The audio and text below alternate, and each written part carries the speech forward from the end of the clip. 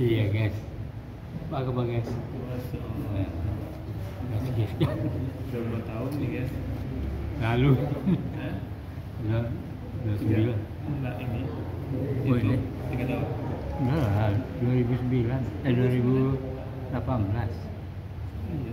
Sama kan? 7 tahun. 7 tahun. Mana tuh lah? Iya. Iya lah, 2018. Ini tile. Ini tile. Nah, cuman dia nama pertama Ali Asma. Oh. Tukar. Nggak, tukar juga orang yang nukarin, tolong tukarinnya. Ada nama siapa gitu? Ya. Lumayan deh, sama siapa yang Jakarta. Pak Tile itu. Pak Tili. Awal itu Tili. Astaga.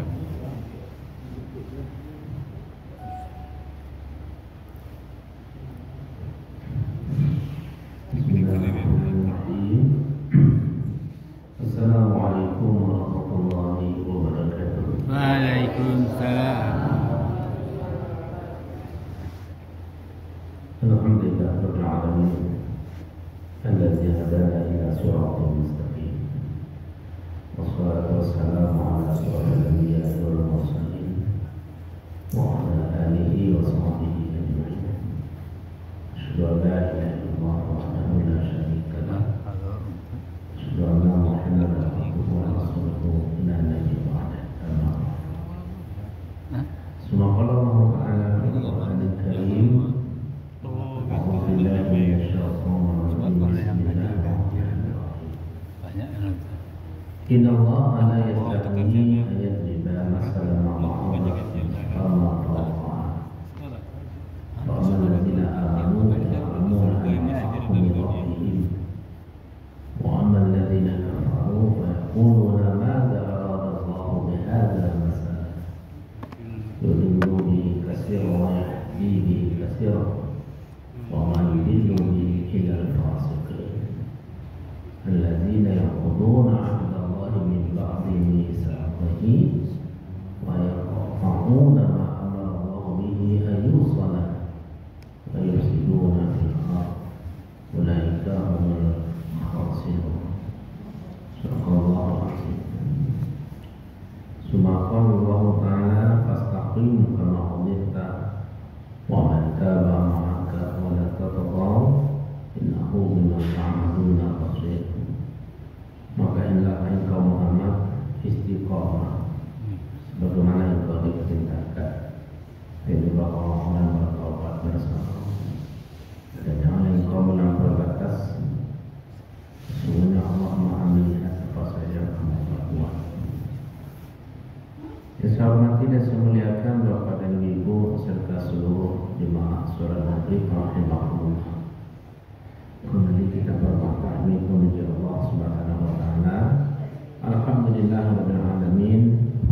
Sebagai salah satu bentuk rasa syukur kita kepada Allah. Karena Allah Azza kan tidak pernah berhenti menyayangi dan mengasihi. Ya. Kasih dan sayang Allah kepada kita itu jelas tidak pernah putus, senantiasa tercurah. La ta'khudhuhu sinatun wa nawm. Tidaklah dia tertidur, tidaklah mengantuk, selalu dalam keadaan mencurahkan rahmat dan kasih sayang kepada kita hamba. Bahkan rahmat yang kita terima dari Allah itu terkadang kita dalam keadaan tidak sadar, tetapi kita terima. Kita tidur umpamanya Bapak Ibu, kalau tertidur itu kan kita sebut sedang mengalami mati kecil. Tidur saudaranya mati. Tapi sungguh pun dalam keadaan mati kecil itu, ya, rahmat Allah tidak pernah putus kita terima. Tarikan nafas kita dan biasa kita menghirup oksigen sehingga kita selalu dalam keadaan hidup. Seluruh anggota tubuh kita bergerak, darah kita mengalir, semuanya bekerja sehingga kita dalam keadaan sehat. Nah, begitu kasih sayang Allah kepada kita yang harus kita renungi, yang harus kita pikirkan.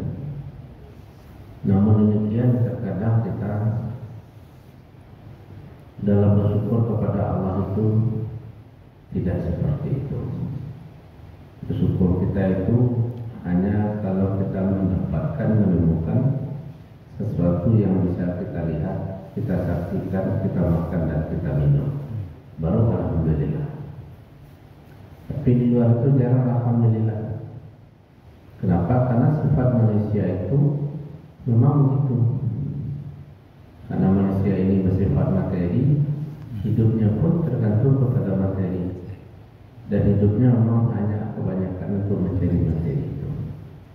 Marilah kita Bapak Ibu, jangan lupa kita bersyukur kepada Allah, karena yang kita dapatkan dalam hidup ini adalah karena kasih sayang Allah kepada kita. Salawat dan salam buat Nabi kita Nabi besar Muhammad sallallahu alaihi wasallam. Allahumma shalli ala Muhammad wa ala ali Muhammad. Pertama saya mengucapkan taqabbalallahu minna wa minkum minal a'idin wal sa'idin. Semoga Allah menerima kita semua, saya, kita, Bapak, Ibu.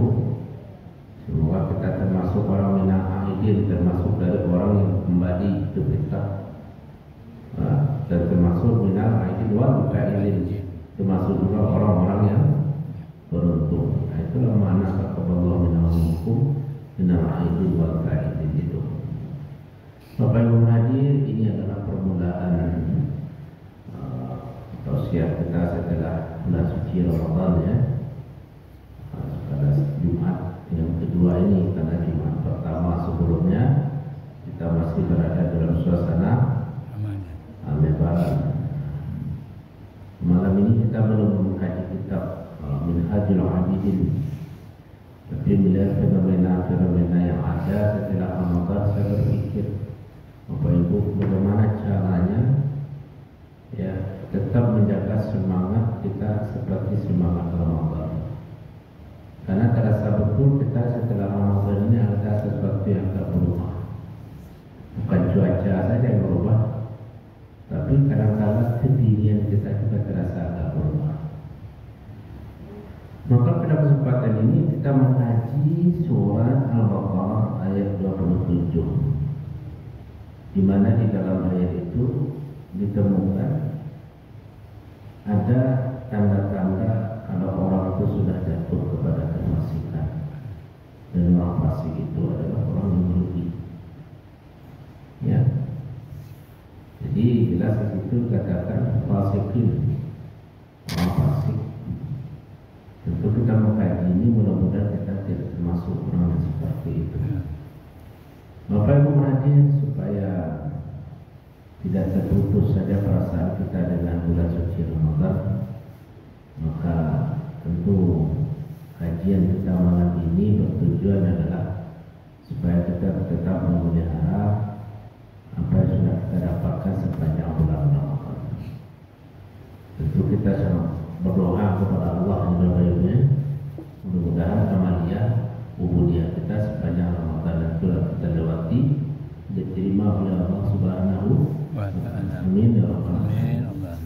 Dan semoga kesilapan, kesalahan, kekeliruan kita diampuni oleh Allah. Amin ya rabbal alamin.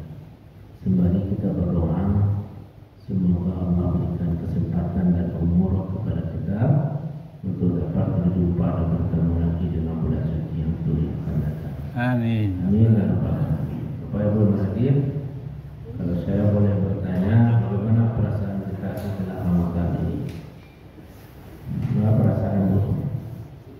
Alhamdulillah. Laisa nanti. Kanang Ustaz. Lai buati. Lai. Macam apa tu? Baca. Kenapa kita bahagia? Karena kita baru kembali dari perang. Kenapa kita sedih? Karena jangan yang besar dan banyak itu sudah pergi dari diri kita. Ya. Bapak Ibu hadir, perasaan ini bercampur di dalam diri kita.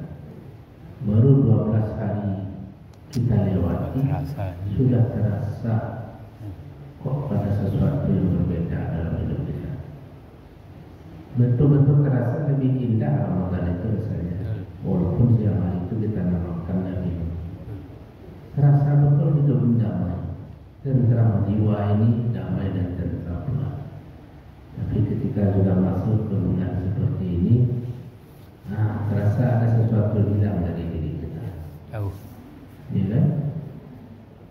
Kenapa kita bahagia? Karena kita sudah melewati sebuah perjuangan berat. Perjuangan berat itu adalah perjuangan menghadapi dan melawan nafsu kita sendiri.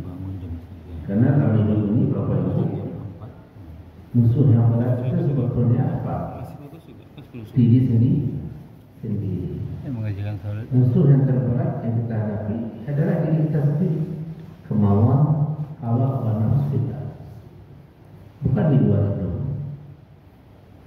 Oleh sebab itulah berpuasa itu, yang hakikat dari berpuasa itu bukan hanya sekedar menahan makan dan minum. Kalau begitu kuda saja bisa menahan puasa seperti itu. Al-Sawnu Sha'im, kuda itu berpuasa. Dari kasih rumput dari pagi sampai sore sudah puasa gitu. Nah, kuda pun bisa sanggup seperti itu. Tapi sesungguhnya puasa yang hakiki itu adalah mempuasakan keinginan buruk kita, mempuasakan sesuatu yang tidak baik, menumbuhkan sesuatu yang baik. Alhamdulillah kita sudah melewati itu, dan ketika kita sudah mampu melewati itu, otomatis tentu kita bahagia. Tapi di balik rasa bahagia itu tentu ada pula rasa sedih kita. Apa yang membuat jiwa kita sedih? Karena orang beriman itu salah satunya yang membuat dia sedih adalah ketika dia tidak mampu lagi atau tidak menunaikan sebuah hukum. Dalam Ramadan ada hukum yang bisa kita lakukan, hukum berpuasa. Senang hati kita. Tapi sekarang itu sudah pergi. Bahagia kita sepanjang Ramadan. Walaupun tidak makan siang, tidak minum siang, tidak apa-apa, tapi hati ini sudah sangat bahagia. Bapak Ibu hadir, Ramadan sudah melewati atau pergi meninggalkan kita. Di awal bulan yang fitri ini, yang kita sebut dengan bulan Syawal, apa yang mesti kita perbuat ini? Apa yang mesti kita lakukan? Apakah Ramadan itu kita biarkan hilang begitu saja, pergi begitu saja? Tidak. Ramadan yang satu bulan itu pada hakikatnya tiada lain adalah bulan di mana kita dilatih, bulan di mana kita dibina, bulan di mana kita dibentuk diri kita. Nah, setelah Ramadan nanti, maka hendaknya kita mempertahankan itu. Bapak Ibu hadir, maka pada kesempatan ini kita akan membahas tentang apa saja yang harus kita perbuat pasca Ramadan, kiat-kiat dan apa yang harus kita lakukan setelah Ramadan berangkat dan pergi dari kita. Yang pertama yang harus kita pertahankan itu adalah namanya bersikap istiqomah. Itu kata kunci. Apapun kajiannya, yang terpenting bagi kita setelah Ramadan ini apa? Istiqomah. Apa itu istiqomah? Istiqomah itu apa itu? Berkaitan dengan kata qoma, berdiri tegak, kokoh dan kuat. Makanya kalau kita mau sholat kan pada qomati sholat, sungguh sholat akan tegak. Makanya sholat itu memang kita lakukan berdiri. Itu hukum asalnya. Maka istiqomah itu artinya berdiri tegaknya kita secara kokoh pada satu prinsip, pada satu keadaan. Nah, setelah Ramadan ini istiqomah di bidang apa? Setidak-tidaknya kalau kita mengkaji perkara istiqomah itu setidak-tidaknya berada pada 3 hal dari banyak hal. Yang pertama namanya al-istiqomah fil aqidah. Hendaklah kita istiqomah itu dalam berakidah. Kalau berakidah berarti kita berkeyakinan kepada Allah. Maka istiqomah yang dituntut kepada kita itu apa itu? Hendaklah akidah kita, keyakinan kita, keimanan kita kepada Allah semakin kuat, semakin mendalam. Setelah kita berRamadan, akidah kita hendaknya semakin kokoh, jangan semakin layu, jangan semakin lapuk, semakin kuat hendaknya. Ya, ibaratkan kayu yang tumbuh di tanah, semakin batangnya besar, semakin mendalam pula kandungannya. Itu yang dituntut. Maka Nabi kita diperintah betul istiqomah. Di antara istiqomah itu yang pertama istiqomah dalam akidah. Apa makna istiqomah dalam akidah? Tiada lain, jangan ada keraguan dan kebimbangan dalam kita ini. Ya, jangan ada keraguan, bimbang. Tapi yakinlah seyakin-yakinnya kepada Allah. Yakin kita akan keesaannya, yakin kita dia adalah penentu segala sesuatu. Yakinlah dia tempat berlindung dan tempat bergantungnya hidup kita ini. Itu yang pertama. Tidak goyah, tidak bimbang kita, dan tidak ragu. Ya, jangan bimbang kita membantu.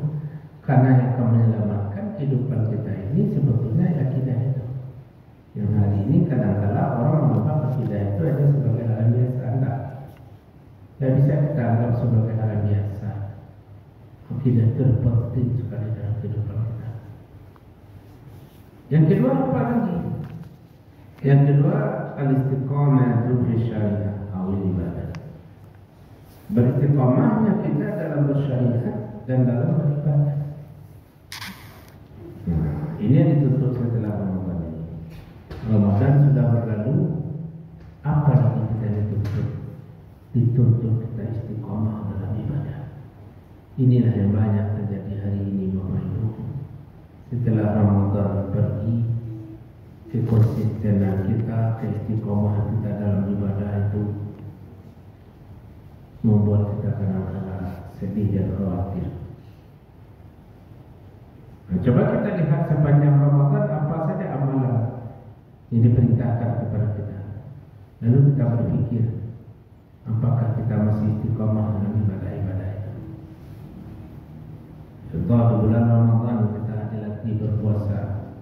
Di bulan Ramadan kita dibina setiap hari ke masjid. Ramai di mana-mana masjid itu, Bapak Ibu. Kalau sudah Ramadan itu zuhur itu ramai sekali. Tapi kita lihat hari ini kalau zuhur di mana? Sudah biasa.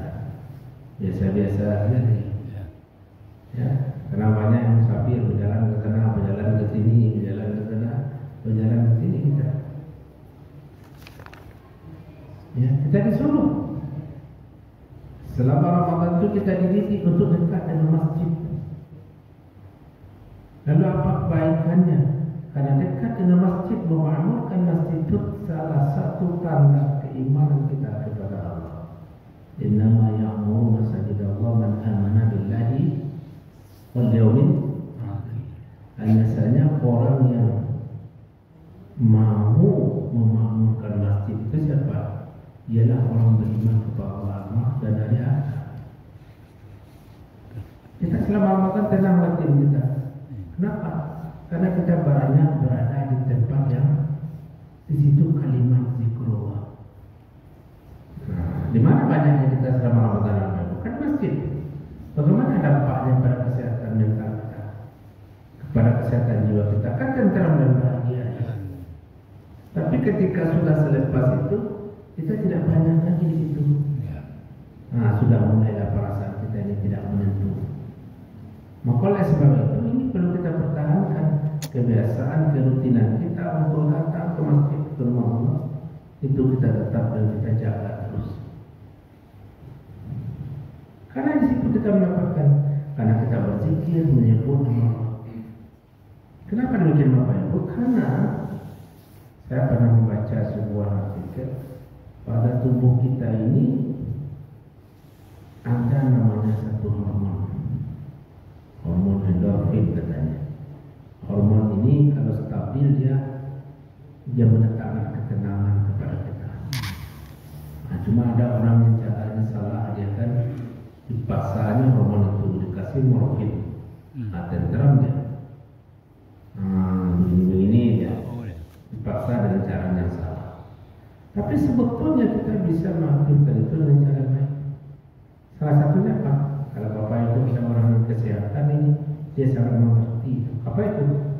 Dengan beribadah zikrullah itu baru disitulah hormon kita itu akan sehat, akan stabil. Nah, maka saya sehatkan kita. Nah, cobalah Bapak Ibu merasakan.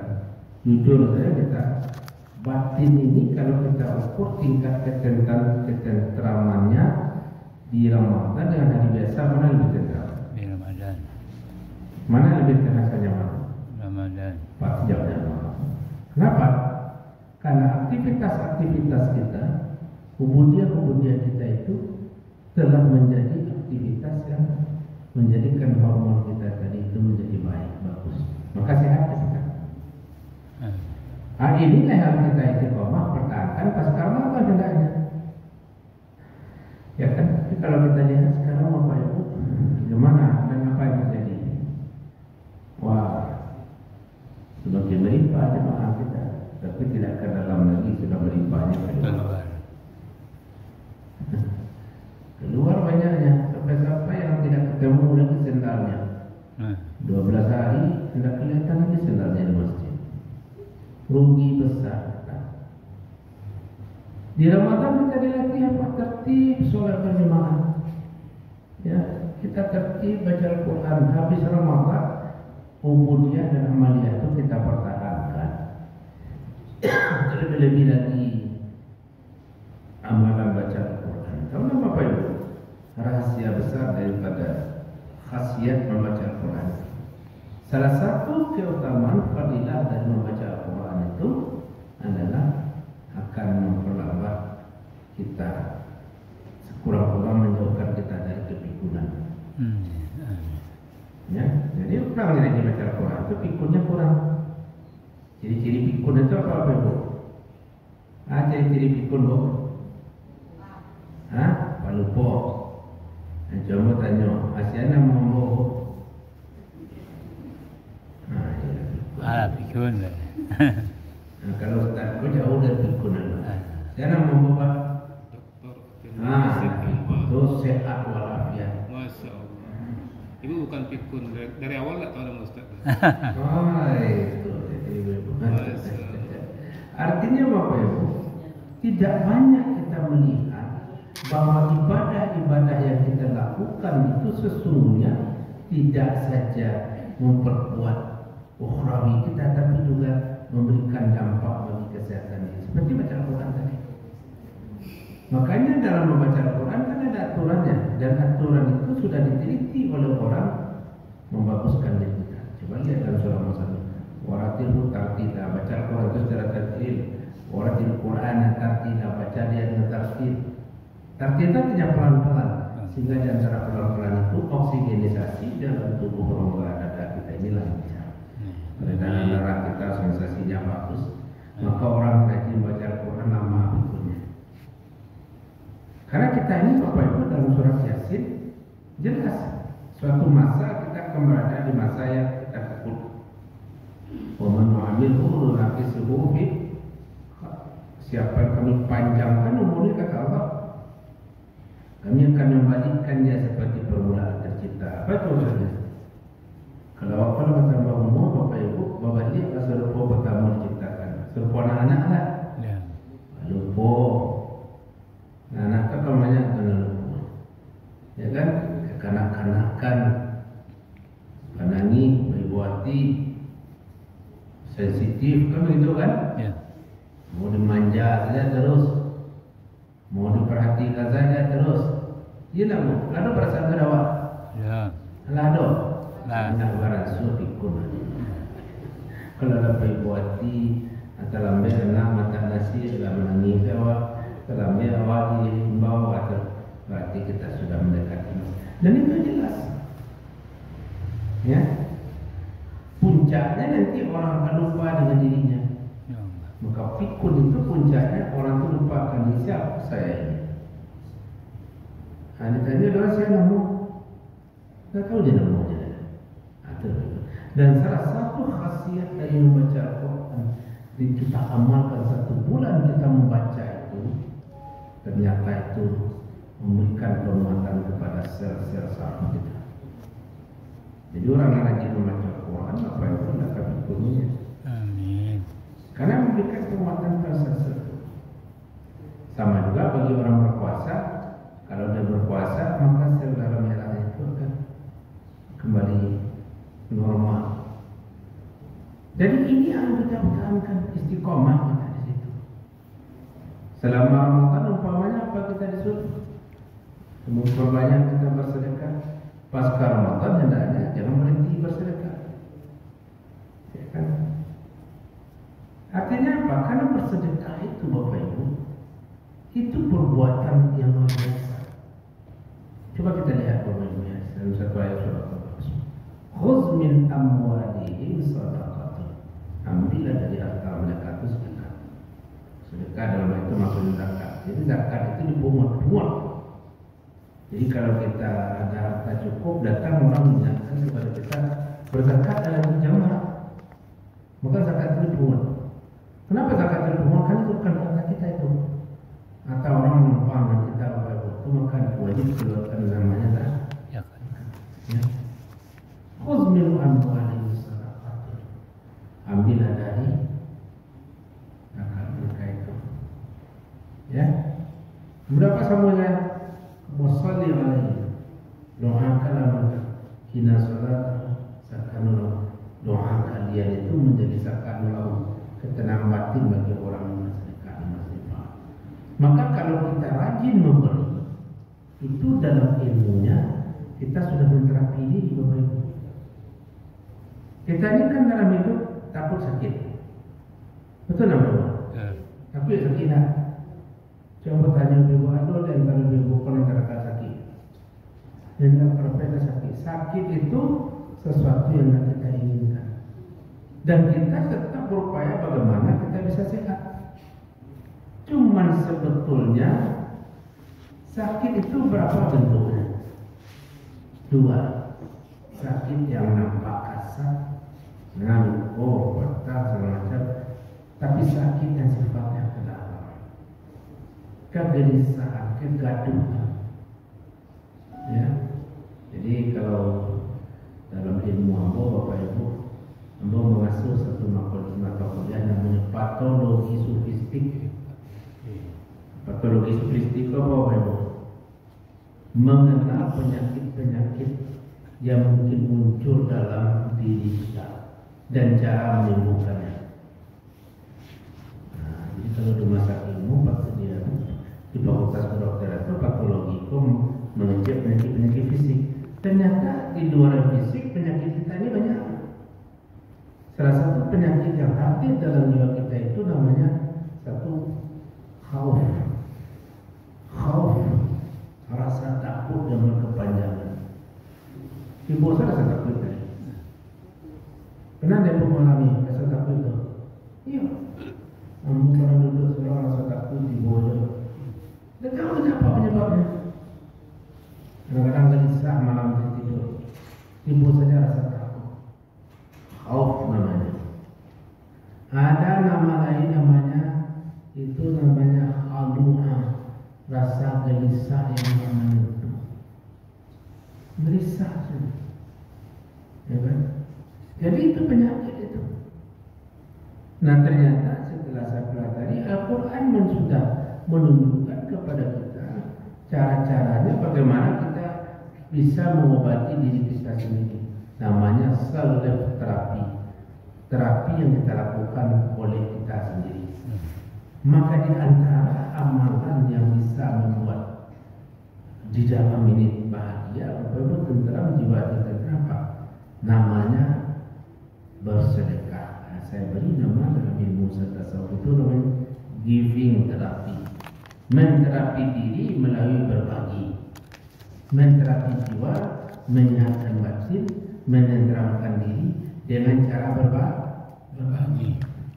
Maka orang yang rajin berbagi, orang yang rajin memberi, insya Allah tenang batin.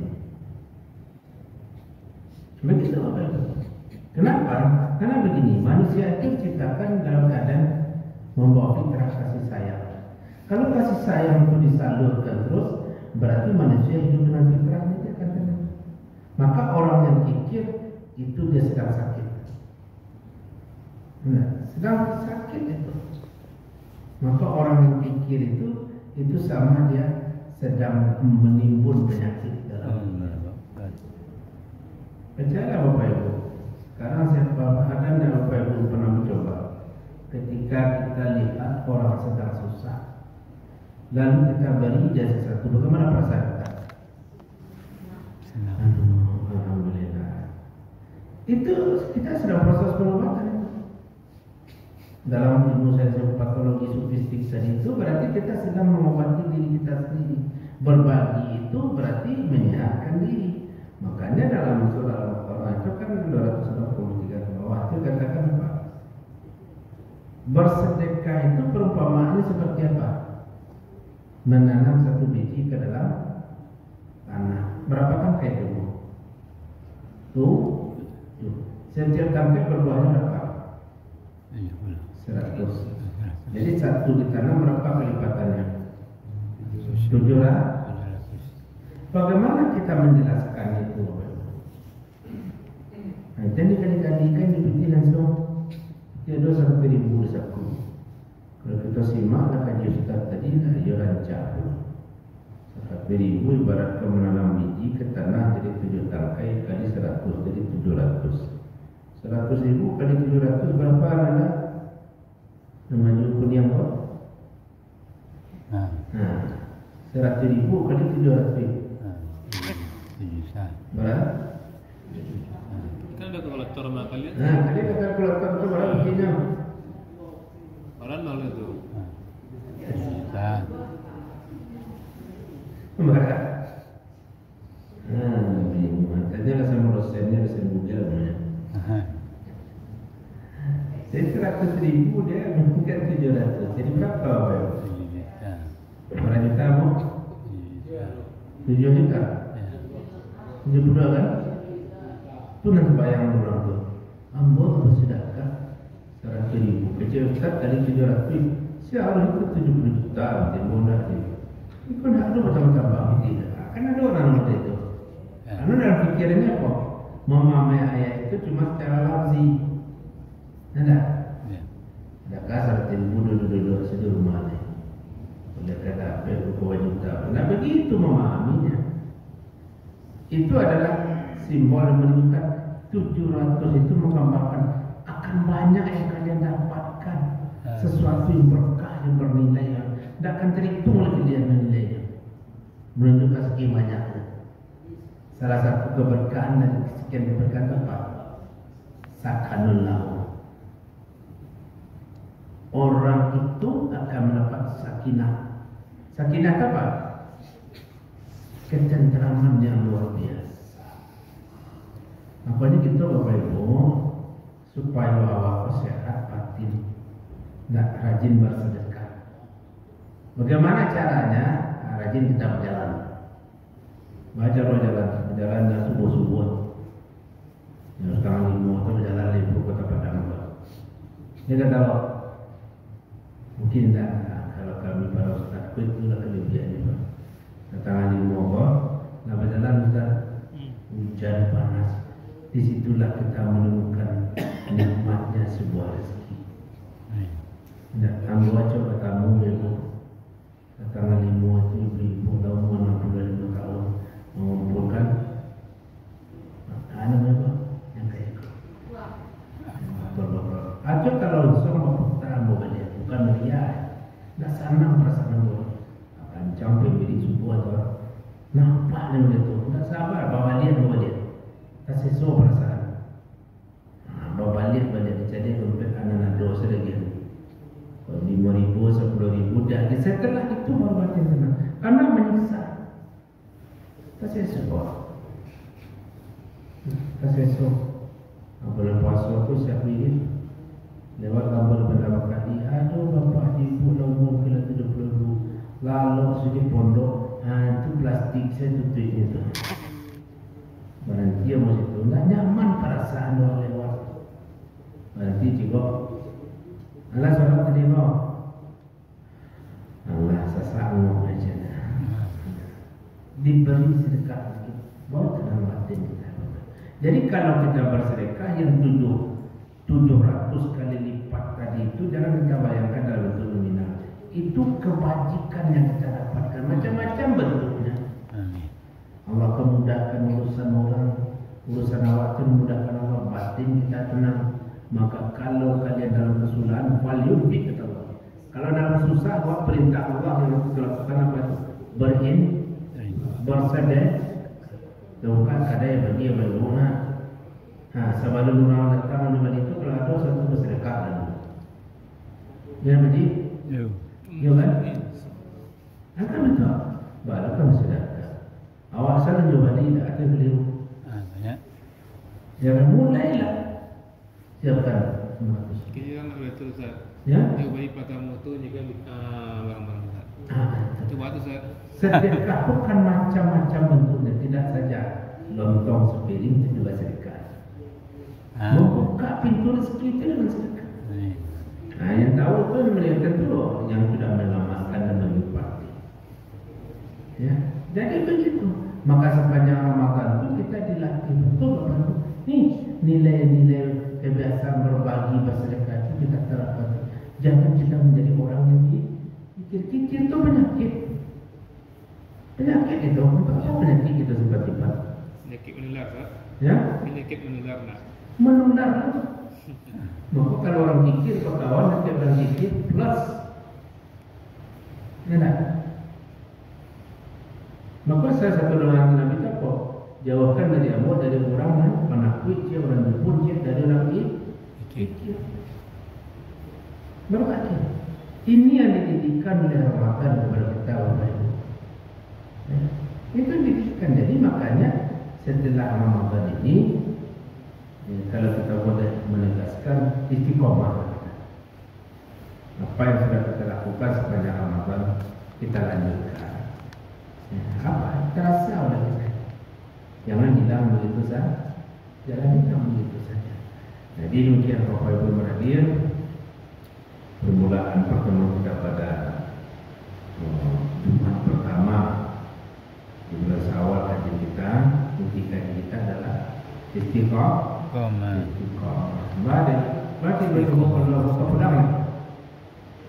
Ini hujan baru. Iya. Ibu saya dah kira ambil jauh. Tapi begitulah Bapak Ibu. Ya, tidak hujan pula akan menghalangi kita berbuat baik. Hujan itu rahmat kita nikmati. Awi awak kalau hujan itu tinggal minum saja jalan. Ini apa? Hujan itu rahmat Bapak Ibu. Kalau ibu jarang karena hujan mudah sakit. Ibu jarang sakit daripada coba hujan-hujan. Itu Ustaz. Banyak orang mengiru rasa. Ya kan? Dan itu rahmat. Bapak Ibu hari itu saya kajian kita nanti kita lanjutkan kajian kita tasawuf kita cari pula kitab yang lain. Kajian tasawuf sudah selesai mengambil ambilin atau belum. Jadi saja semoga manfaat. Inti kajian kita Bapak Ibu sesuatu yang sudah kita tanam sepanjang Ramadan. Jangan kita cabut kembali. Kita suburkan. Ya, kita tingkatkan dan kita pupuk. Semoga dia tumbuh di dalam kehidupan kita ini. Amin. Namanya Prabu Meradir. Semoga kita sehat selalu dan dalam lindungan Allah. Perbanyak doa, perbanyak istighfar. Ya. Semoga segala dosa diampuni, segala amal dilipat gandakan pahala. Assalamualaikum warahmatullahi wabarakatuh.